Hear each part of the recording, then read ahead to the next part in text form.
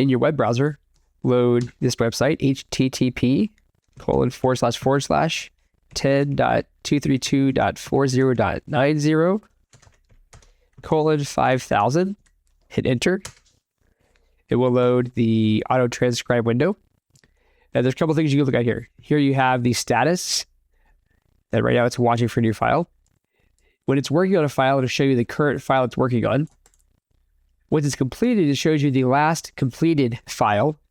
It also tells you how long it took to complete it.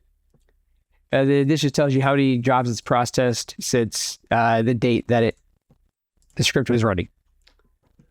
Down here is your activity log. When a file, you can see here that each file will start with 4 times of making sure the file is the same size.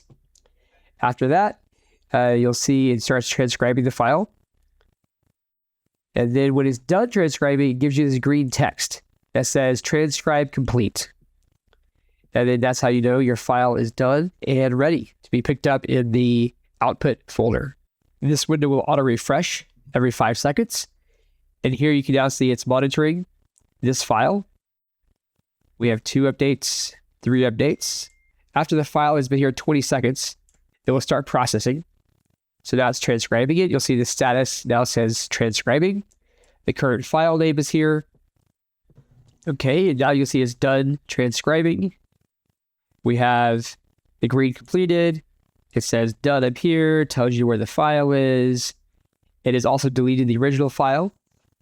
And so you see now the status just says watching for new file.